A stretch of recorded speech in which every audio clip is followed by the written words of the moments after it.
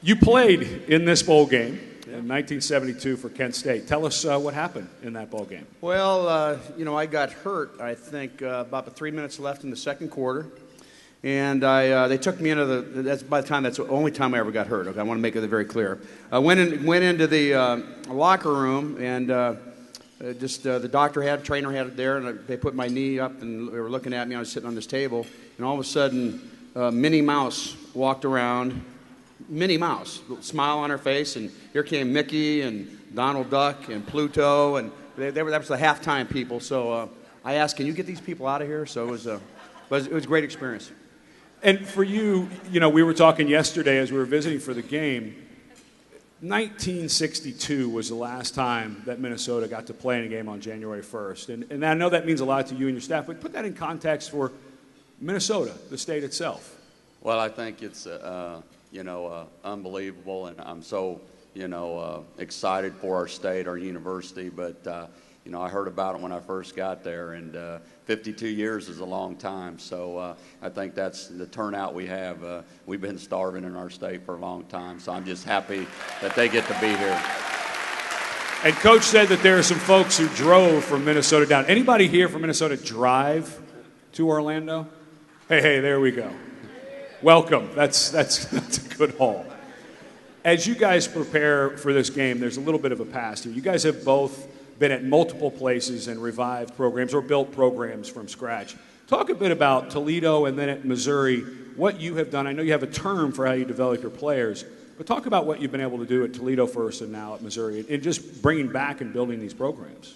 Well, I think, anytime you get in a football program or really any organization, you got to change attitudes, and you have to turn. Generally, when you get hired, something negative happened, and you have to get everybody on the same team and on the same plan, and there's a process that goes, and you have to develop trust, and you have to earn trust. So there's a lot of things you have to do to get that done, and that's probably the most difficult thing to do. And fortunately, I've always been surrounded by good people. That's my blessing. I'm not very good at probably anything except I've always been surrounded and choose good people around me. It's my football staff, and with having good people around you and having a plan in place, you got a chance to build and do some good things, and very proud of our football team in the University of Missouri.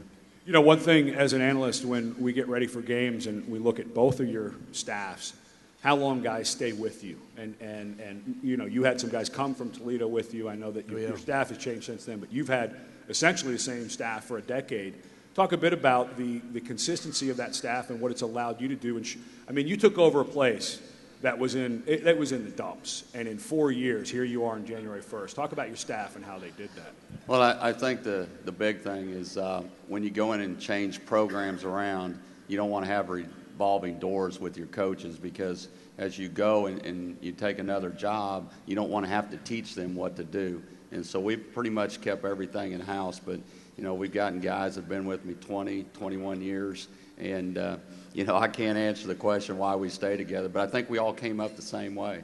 We came up the hard way, and we stuck together, and we've been able to have, success. But that's all. I'm like Coach, is that I'm sitting up here because of the coaches and our players. I just happen to be a part of it. A little-known fact in college football is how much coaches actually talk to each other. If you're at a conference and you see something someone's doing, you had a chance actually to go look at what Missouri was doing back in, I believe, 2003, didn't you? I did. We were at, Southern Illinois and trying to, build that program. And, you think about people that were doing the job. So called Coach, and he was kind enough to let us come visit and know a couple people off his staff, and we went up there, and it was pretty easy to see why they were successful with the discipline and the organization of what they were doing. So it was a good trip for us and helped us continue to move Southern Illinois forward. You guys obviously had a huge transition in conferences, going from the Big 12 to the SEC. First year you had a bunch of injuries, and then you went 2 in a row. What did you guys change once you got into the league and saw what the league was like and what it was going to take to try to win it? What did you guys change internally to compete better after that first year? Well, we had a lot of injuries that first year, and if I'd done a better job coaching, we'd have found a way to go to a bowl game. But we honestly didn't change anything. We just we had a tough year. It was the first losing season we had for many, many years. And if we did anything, we just kind of circled the wagons. We decided that we're going to make sure that we do all the little things right in our organization, with all our players and coaches. Got a lot of feedback from players about, really mostly it was positive feedback, things that we can do. We're concerned about injuries a little bit, and so we changed in some respects. We changed some things that we did for recovery. Our big thing is we wanted to make sure that we could have our players recover. So we did some things there too. But we believe in what we do, and we had the adversity. We're not going to start changing everything, and it's paid off well. The Big Ten, obviously, this year is incredibly competitive. Nobody picked you guys, and you're right there. I watched the other day. I was watching the Wisconsin game. I mean, that game goes a couple of plays there in the second and the third quarter. Maybe it goes your way. As you look at your rise in the conference, Jim Harbaugh joins the conference. I mean, obviously, that's going to change things at Michigan. Where do you guys feel you are in the Big Ten? You're going to lose a lot of seniors? You think you guys are in it for the long haul in the west side of the Big Ten? Absolutely. I think that we'll continue to move the program forward.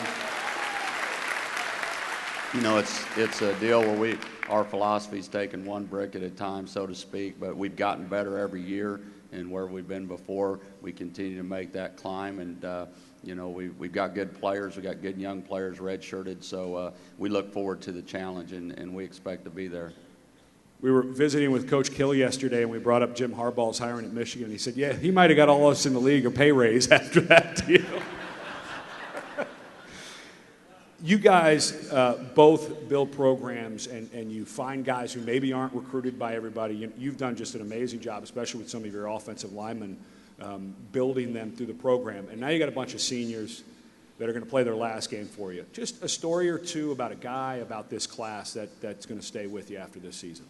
Well, I think that's, the seniors are real, in our organization, our seniors it's kind of a sacred spot to be. You've been here for several years, the baton's passed on to you, and it's your football team. And so, these guys have done such a remarkable job for us. I mean, coming off a really good finish, 5th in the nation last year, coming off that kind of a year, and still being able to compete at a very high level and understand the work ethic that it takes to be successful. That's all the seniors. And the seniors, I think, did a great job in their leadership. I think they did a great job this year when we lost a couple games, 2 out of 3 games in a row. And it was really a difficult time at that point, but that's when their leadership kind of went to a whole different level. And so I'm indebted to those guys. You certainly want to win a football game. We always, Jerry's the same way for your seniors, and just love the guys. And the neat thing about it, they all got their degrees. They'll be graduated in May. So that's fantastic. Congratulations, guys. It's really important to keep in perspective what both of these guys have been able to do, Jerry, in a very, very short time. If Missouri were to win tomorrow, they'd have 12 wins last year, 11 wins this year.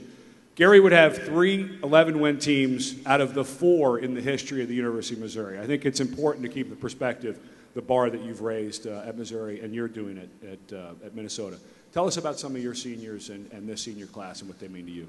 Well, they mean, the world to me, and not only me, to our family. These kids, when we took the job, some of these kids were redshirted, so they were recruited by somebody else. We recruited some. We had walk-ons to build the class, a couple junior college players, and it's been a combined class that have come together and have gotten us this far.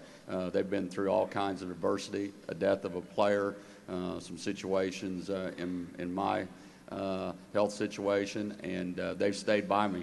And in a lot of ways, they've given me the opportunity to coach this game. So they mean more. It is a special, special group to our fans and certainly my family.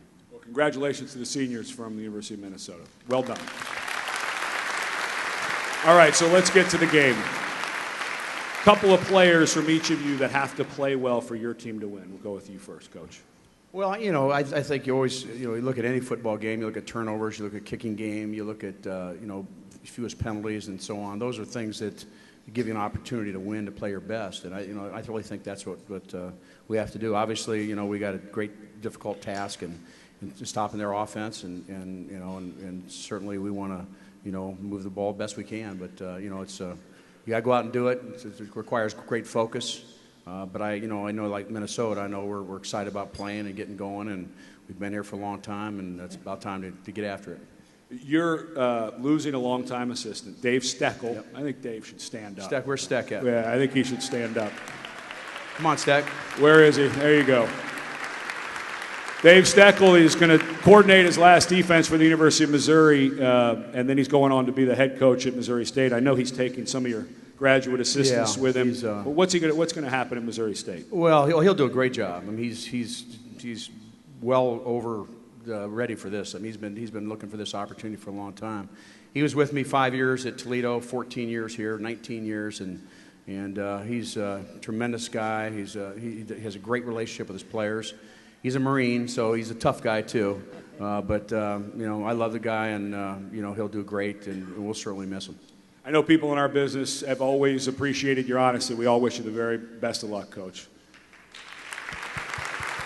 And Jerry, your team, couple 3 or 4 players that have to have key games, and what you have to do, you think, to beat the Tigers. Well, they're a very good team. We got to be able to deal with all of them, and certainly kind of the same formula. And I think coaches all say pretty much the same thing. But turnovers, kicking game, certainly in bowl games with kicking game, just the regular things you have to stop. But they're very, very talented on both sides of the ball, and they're a handful, and we're just looking forward to the challenge. 2 of the best guys in the business, everybody. They put their kids before everything else. They really work on developing young men. We're very happy to have you guys here. Best of luck. Thank you.